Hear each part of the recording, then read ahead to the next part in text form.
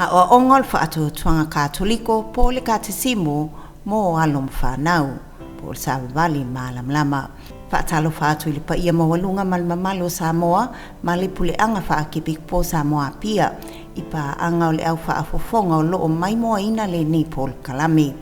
O le vaenga lua le nei se whaapoponga ili po kalame o le kapite po le katesimo o loo whaanga solo pea mataita ia se vaenga moa mua a o onga moa so lua vai aso taitasi e le afionga ia pātele Ioani ono mo le lau tele o le au ainga o le atua le e kalesia. Ma ua manatu ai se whaapoponga mo le nei lava por kalame o le kapite mo alom whanau. O se whaatou whala inga na mai le taitai le afionga i le ake pikpo le puleanga wha ake pikpo Samoa pia ia mo sese vito lio tui whata ua whapitoa mo alom whanau.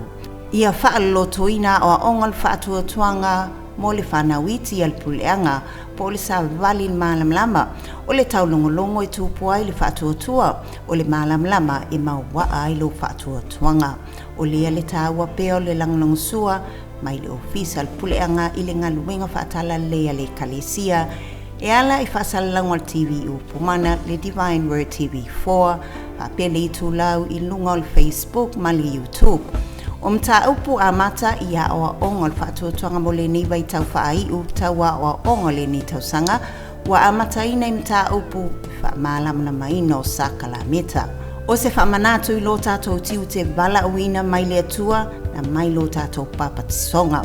O le ioe tō mana tō matulai. O le moni, o ni wha o safianga i le mawhai o na tolo poina le poloa inga i a tātou o atu e whaino umamaso. O se po kalame po oa oa onga mo le whanau o lo ta o atuai lo tātou wa lofa wha maoni le atua tāsi tolu pa ia ma wha amata ai alom whanau e fia i le upo le lii. Mai le vangilia mātai om ta upu luas fulvalu whai upu luas fuluiva ma le luas fulu e whapea. O le nei i o tau o atu e whaino umalava masoo ma pāpatiso atu i a te ilatou i le suafo le tamaa ma le atalii ma le anganga pa ia. I o tau wao o atu i a te ilatou i a tausi i mea uma na o whai atua i a te o tau. Whauta foi o te i a te o tau i aso malava i o lava i le ngata anga o le lalolangi.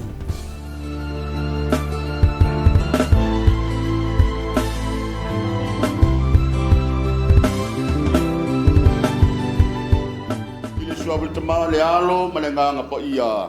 Amen. Tātou talo fatasi le talo le nganga pa ia beso soani mai ati tātou de nei aso.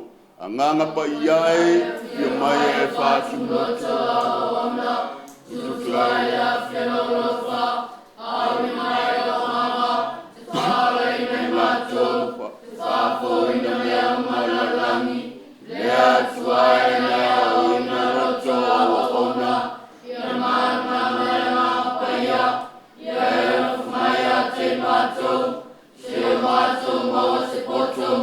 Mai le nganga mai fia la sosoai mai ona o Yesu Keriso lo mato walini amen.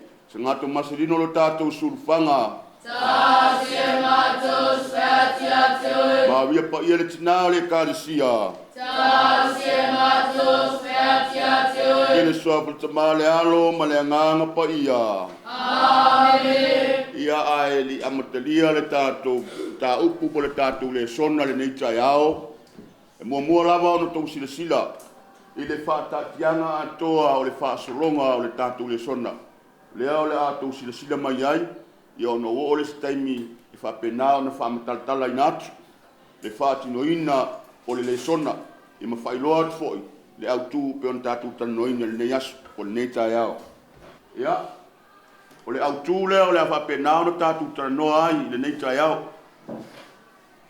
tau whatasi le upu lea Sakalameta Wai whatasi Sakalameta Pia foi sakalameta le tātou e kalesia Efisu Se i whamalau mai tātou Papitema o Fimasio Peonatesia Petelia Petelia Oroto Manatelia E fitu sakalameta E le mawhaila no tātou sabalia mo tātou o i sakalameta ta itas. Ai au na tātou malama i le winga o le upu lea. Pai batasi. Sakalameta. Batasi le upu lea. Kalasia. Pai batasi. Kalasia. Le foi le whaparangi o kalasia. Si dunga se limo se tātou. Blessing.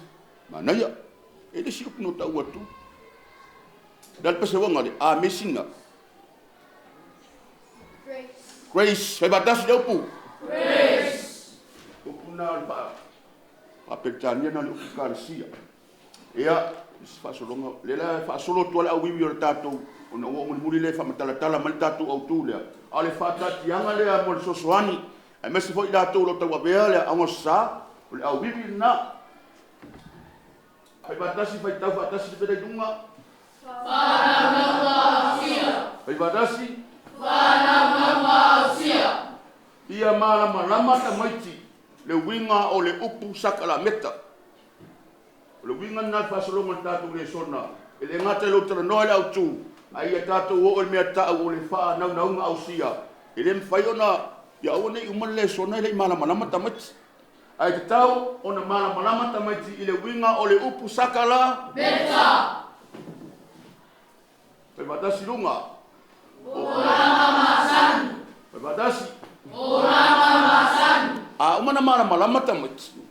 Ona tuula le vanoi ta maiti se fasoa mai ai lato. I so lato langona mo so lato malamaanga. E winga i le autu. Le winga na o fasolonga tato le sona. O langa masan. Ya, i le fasolonga le sona. E tatau ona ese faitaunga mai tuspaia. E whapena ma so tai i le autu pe ona tato taranoina. Mai alora i le whamatalanga malama tameti. E te tauna e se lako activity o se lato ngalwenga whaatino. Ia masalo na o sinsila tatu kulianga. I le whaatatianga po le arafua. O le whaasolonga, o le aoina, o le kapite. Le peona amata mai lunga i le autu. Ia o le mea ana tatu ausia. Le olanga masani. E te tau na e se whaitaunga e so tai e le autu o lo tatu taranoina. Ia ai muri ai i le tatu activity por tatu ngalwenga whaatino. Ia o le a mata lo le tatu ta upu tatu le sona. Tatu amata mai lunga le tatu au tu. E leila tua. God is good. All the time. God is good. Jesus. Power. Jesus. God's there. Everywhere. God is there. Tatu tanoa i le upu lea Sakalameta.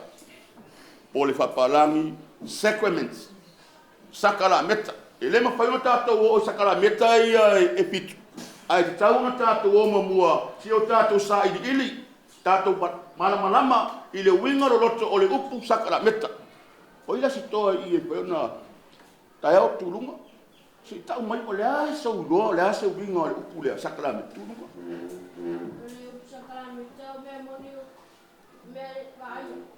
O mea li va aio. Mai se pat tātou. E se mai matalia tamalea.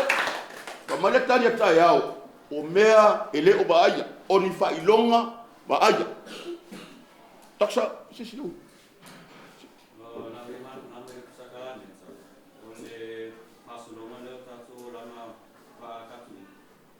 Mana ia whirolo, se si.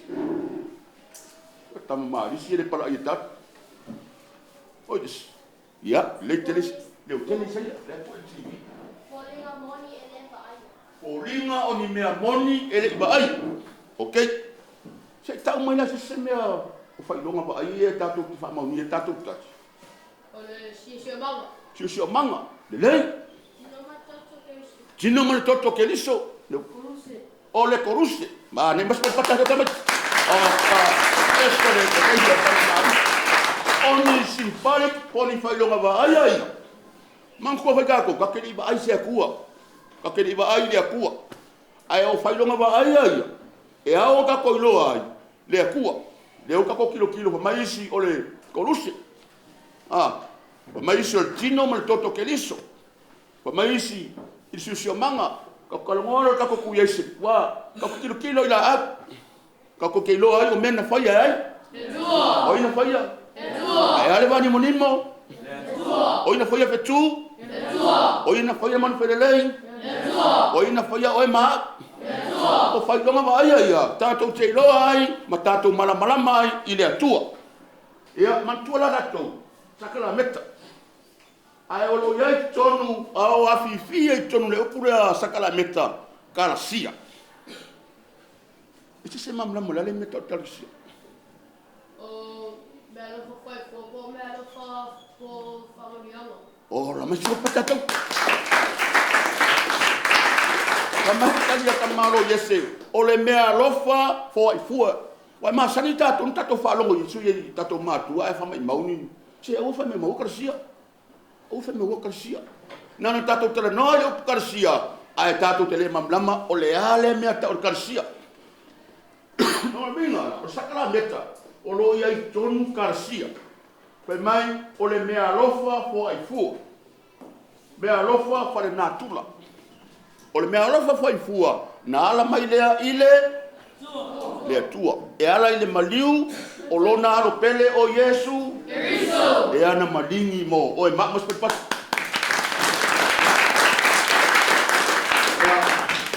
o le upula le karasia o lo fa pena o na tonu o le sakala meta a lo no winga la a fa pe tatu talia sakala meta uma ye pitu lo no winga wa ya te tatou karasia mai lea fo ringa wa ia o fa ai lo ilo ia la le sta umole upula karasia oni fa ama whamanianga, blessing, no binga, oni whamanianga, mai lea, tua, oi lea fia, maua whamanianga ia nea tua, se si lungono rima. O ia lea fia whai manguia kako. Si lungono rima pēa ele manga, oi whamanianga ia nea ko. Ia longo binga, e au ia ti tātou. Ona tātou savalia, sakala meta, ia pe tātou tiro ai. Ina ia tātou maua, karasia. Na ia tātou maua, karasia, po mea rofa, po ai fua, o mea rofa, whare nā tula, e se fia fisi. Malam lama tātou. Malam lama tātou. Malam lama tātou. Awa se pat mo le atua neita iau. Ia mea lawa kako mangingo, kako malamalama, e le se winga kake la asia, ai sakara meka. Ai kakau kako malamalama, i le winga no loko o le upu, sakala meta. Sakala meta. Meka, le upa mai kako. Ongi whailonga wa aia. Ongi mea mogi. Wa pikai, kako kere wa aia lea kua. Ai mawhau kako kari kongu lea kua. Kako oinga whaia sisio manga. Oinga whaia la au. Oinga whaia manu wherelei. O le vani monimo. Oinga whaia lea kua. Oinga whaia oe mau. Lea kua. Ai kako lea kua. Oia isara eru li vai lea kua. Ia le nei. Ia, pasosolo lea kako le songa. Le lawa uma kako karangodu masakara meka. Mangingo kako. Whana naunga au sia.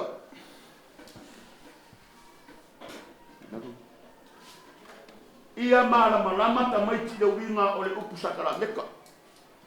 Si ira ni ngoro lima pe a whaiwa e malama. O ka fefe. O ngā kalu o kako. O le ale kare sia e loku ai. O le awa kako e kare sia. Ai au kako malama pe ai sea o nga whakaua i le kalesia sakara meka. Kako kalangoa a ngai i le whaatuatuanga kato. Katoliko. Le akua mo kako uma. O le kalesia e iai. O lo iai ne akua. Ai pon mele kam whai kako. Ia kako marama. Ia o onga ale e kale. Katoliko. La whalipunga le kakoriko. La whalipunga le kakoriko. Katoliko. O tusala lau. Por fatasi so. Nengo faya. The meaning of the word Catholic.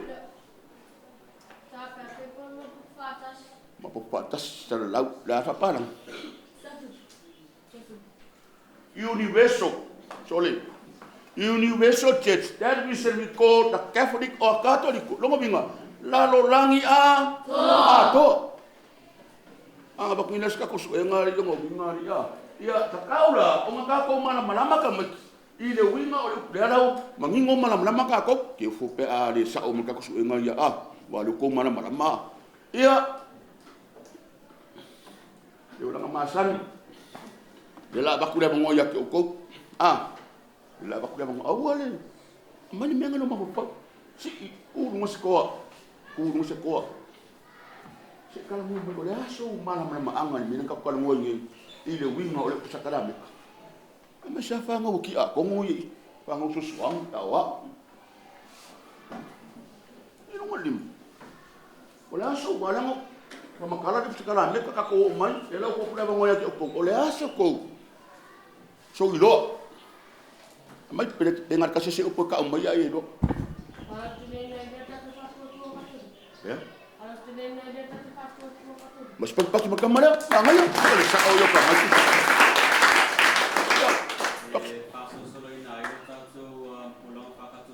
Ulang fa Katolik. Mana ya? Oh. Mai lo karin mengrela. Olha, la suma ma ka ku pun kan mo. Sakala meta. Wa fa ku ngai pia sakala meka. Fiku. Paunga. Ale ka ko si ka ko bai ili. Le winga ro loko ole upu sakala meta. Uli la semba. Kalau ka ko ko iku. Se ko sa ili mai lo ma fo fo ngai ai. Ole aso ndo be nam kinga nga fa makala. Ma ngai al kali ka mo sai. Just ko. Okay, saya masih pakai kain masih mel, apa ngau ngau. Orang kurus, masih pakai bak. Lah tanto, isikaku paitaunga. Mai la fio ngapa ia le atua. Fa pena ona. Fa ilua mai tatou saya tik tatou karsia le atua. Saya tik tatou fa munianga le atua. Mo maltusi ai soto ka ko sufa foi o potosfur wala o foi tawina sa fa ola ile aso ya Israelu na limo pito boilo foi Israelu tangata pito ta panga wot boilo foi Israelu ba venga na fa ile ia ai pito ona mata ule ole nu ile wala tu fa tu tua foi ile atoa malana au auna o Mose ole upu ale di le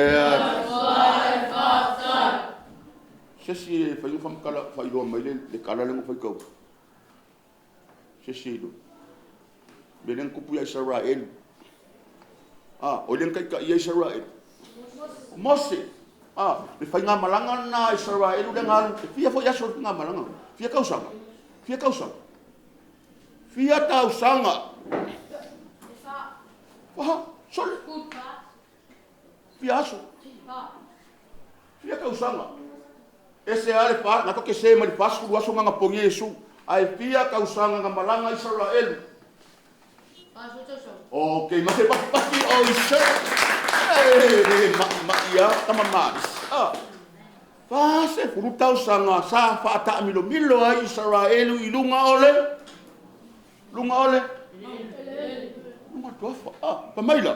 Mako fa temila nga fa maku umai ai e farao Israel. Ai ko kulilo mai ai kupiko. Fia foi malai nga o ai kupiko. Fia mala. Leo kele. Risha. Fia. Ngia pat. Ese full mala au ya ai kupito. Lale mala muri ya lenga yoya. Falau e maku mo Israel. Isis. Dengan makua ki ngai ya falau. Famai do. O ese Israel. O ya, la maku ki ngai fulan malam. Ngai mo se fali mo tsaya toto. Ni fia lolo le mala. Mala muri ya lenga. Fia bela pa ya o e dama. Fia lolo. Sale mala muri ya nganga. Famai lo ma falau. Sale. Selain museo ese ya kwa polongari. Ole dia mai dia angiru ya dia nganga o manso mo pitu. Ngai okay pakaka.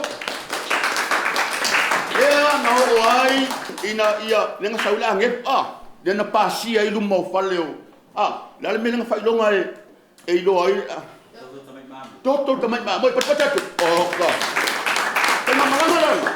Lenga fa pena na turi. Turi lo ya. Lenga na failo narva venga. Mo le atu ya Mose.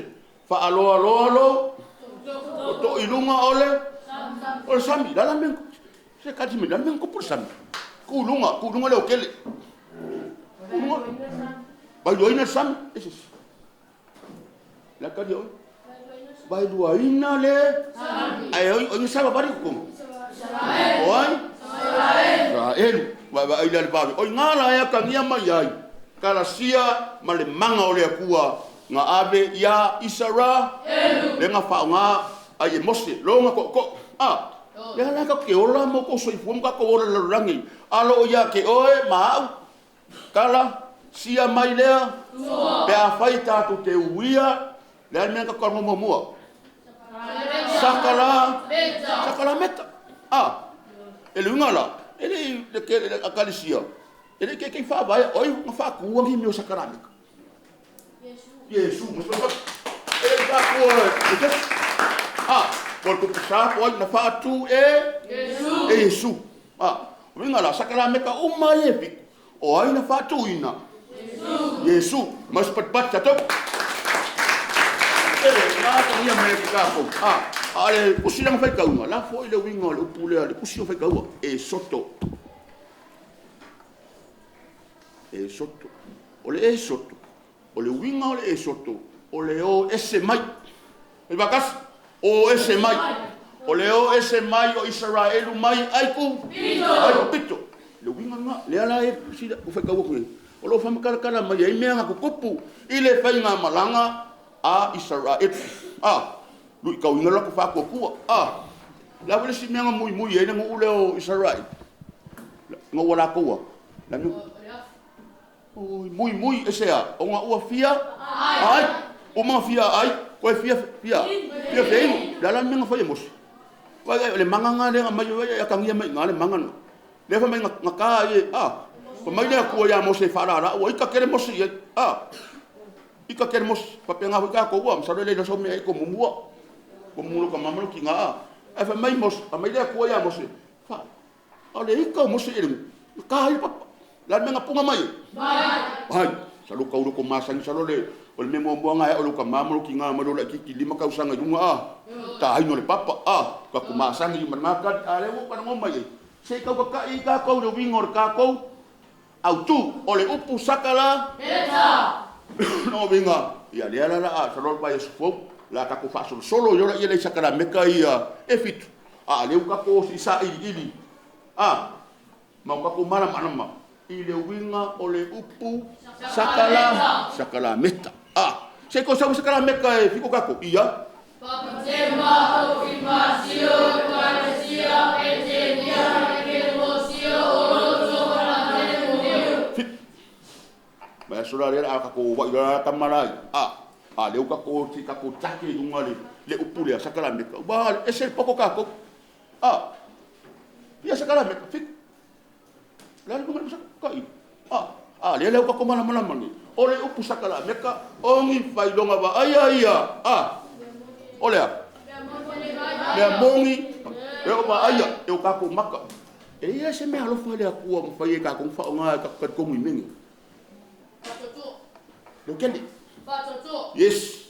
Mai no le aku nga me alo fa nga ya ki ka ko ole fa tua. Mai nem pe ka ko ngi pe ali se fa ko ka ko. Oi kat kongo ile ku. Ma foi se. Ai me nga emlu. Ongo lo fa tua. Ile si da alfo lo pa ka ko le Pa le ye me alo fa le ku ya ti tato ole fa tua. Le wi mo lo fa tua. Talitonu mea ele obaya. Ka fai kau ngel pusilem ka kilo fofonga le ku le sika ko ba ai ai ma fai nga e loa mai mamlama pe fai e ati tato le fa tua ia ese fisidi ka ku desu como mai fisidi mamlama tato ile winga le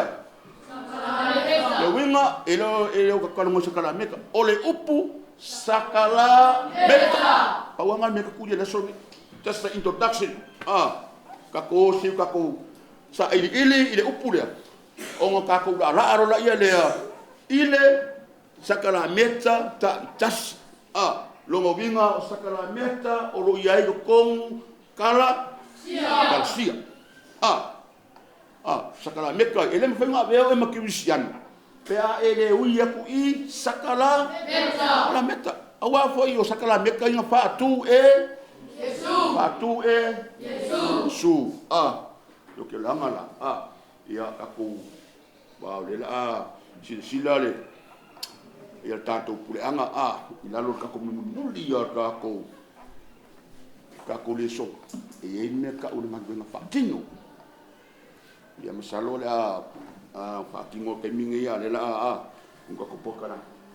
I fuafua i le whakaakianga lea o le songa kakas. Mo e o le o ina le kapite. I tonu o tātou pureanga. O le ala, o le whakaakianga ngā longo bima. Ini kan benda apa? Baik umat si korup, baik aku korup. Ya, risi majalo. Ni faidong apa ayah tahu dia up sakalameta. Kusok aku oleh feedback lah Pea usia kia lau apikaya. Usa o mereka aku. Dia aku mana lama itu sakalameta. Aku sau dia mereka ko fi ausia, fa no ausia.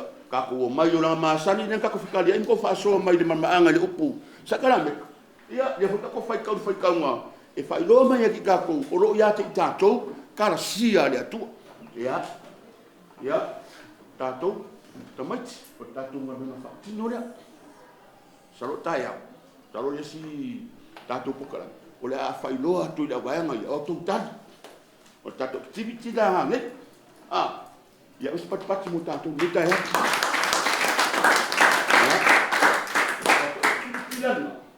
ya fa pena ya ole kaku puleang ya ole o se amakanga nga kaku le suma pe ngai le o inor kapite dali singor kapite kate simo so mo lu parang ile ole ke de kisu ba tole ole o onga ole ke de kisu ole o onga ole fa atuanga the teachings of the Catholic faith. Ole aonga ole fa atuanga katoliko. Le fesili kako. Ole na meri nga fai lunga koruse kako. C'est simple. Longo fier kako liko le fai lunga koruse e yonga simple. Pena ngona kako le ko kana ngotsa kala me kale me kako o fai lunga ba aia. O karsia le kua. Ua fo mai ati kako. Masi pat na vi ia tua. Nei sai a fo Ilona lofa no nangde. Babai tato nta fia de lofa leto. Le atangia mai i le faitaunga i la beinga i le atua o Israel. Kako wama tenenga fo. Le anko e mai e le ualonga arukin. Le lefe meka ko le sifa idonga ba ia nga ole sakala meka ole koruse. Ole a? Koruse. Inga ia koe maua so tanga le ole atua. Mane ta Mata, ona mafuna malepe tatu mafutanga male tua ona ole anasala mayai malepe ya kama eba ko mayele ko lo ngalo o Yesu le lai aku mul mauka ko sfaido ko ya leo o sakalame ole tino male toto o Yesu Cristo salu stai fo ya le fa solo ka ko sakalame ka ke pa ia inga ia o ngā mangingo a koro kako i le akara po ia o le piku sakara meta ia a le neitei ia o le atu le whaatai yes si sila mele tātou puleanga le tamā o le tātou puleanga le fionga ia Moses e vito di tui pa pefo na uso o staulanga ia o nofu boto tamai te saa mali i whelela ia mese foi sunga ti a kono mo lātou faltua sunga sosoani mo lātou faltua ia mese le lava loa le tātou puleanga ia o le asa tamu whainga le au na whātau waa ia o tala noha atu se au wala whaafai fie e una mala malama alo ma whanau ia mese fo o tono la mone e uina ese e ka le sia alu au o tamu whai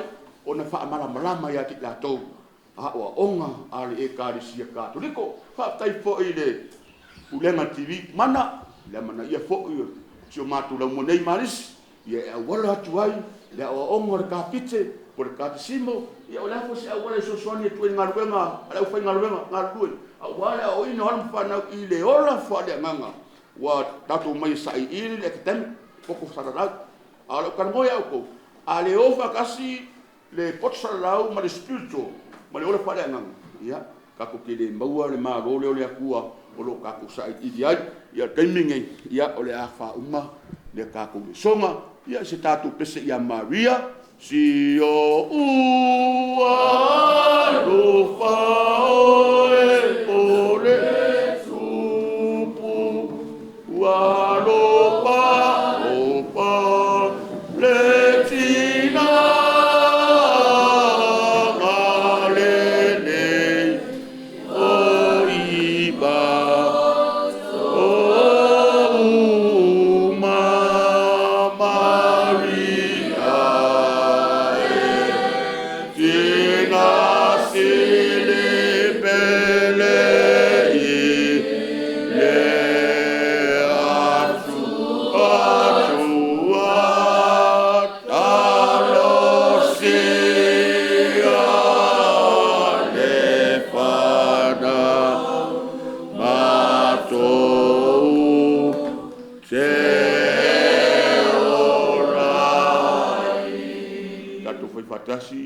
Hail Mary, full of grace, the Lord is with you. Blessed are you among women, and blessed is the fruit of thy womb, Jesus. Holy Mary, Mother of God, pray for us sinners, now and the hour of our death. Amen. Ile suavel taba le alo, ma le anganga pa ia. Amen.